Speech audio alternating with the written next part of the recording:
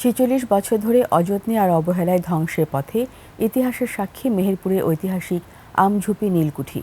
ফলে ব্রিটিশদের তৈরি ২০০ বছরের পুরনো নীলকুঠিতে কমেছে দর্শনার্থীদের সংখ্যা। মেহেরপুর প্রতিনিধি ফারুক হোসেনের তথ্যচিত্রে ডেস্ক রিপোর্ট। সানবিট সব দিবে সামাল। সানবিট ম্যাজিক প্রেস ডিশওয়াশিং এর মাথা ঘোরানো সলিউশন। ভারতবর্ষে ইংরেজদের শোষণ আর অত্যাচারের সাক্ষী হয়ে আজও দাঁড়িয়ে আছে মেহেরপুরের এই আমঝুপি নীলকুঠি। নীল চাষের উদ্দেশ্যে ব্রিটিশরা তৎকালীন নদিয়া, যা বর্তমান মেহেরপুরের আমঝুপিতে ৬৭ একর জায়গায় গড়ে তোলে এই নীলকুঠি।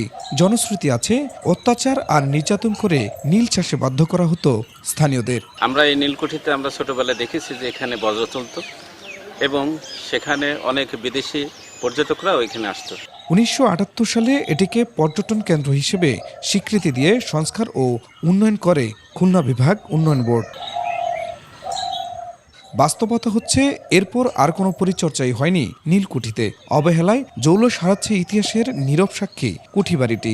আমরা এসে হতাশ, এখানের অবস্থানটা তেমন একটা উন্নত নয়। জঙ্গলগুলো একটু পরিষ্কার করে সেখানে যদি পর্যটকদের জন্য সুন্দর বসার ব্যবস্থাপনা করেন।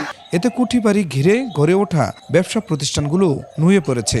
ব্যবসা করে আগে ভালোই ছিল, যখন পরিস্থিতি ভালো ছিল। এখন এখানকার জায়গার অবস্থা ভালো না। জেলা প্রশাসন বলছে, পর্যটক বান্ধব হিসেবে আবারও সংস্কার করা হবে কুঠিবাড়ি। আমঝুপি নীলকুঠিকে কিভাবে দৃষ্টিনন্দন করা যায়, যেহেতু এটা হলো প্রত্নতত্ত্ব অধিদপ্তর অধীনে, আমরা সংশ্লিষ্ট দপ্তরকে পত্র দিয়ে অবহিত করব যে এটাকে আরো দৃষ্টিনন্দন করার জন্য। স্থানীয়রা বলছেন, পর্যটন হিসেবে কদর বাড়লে সরকারের যেমন রাজস্ব আয় হবে, তেমনি ঐতিহাসিক স্থানটি সংরক্ষিত হবে।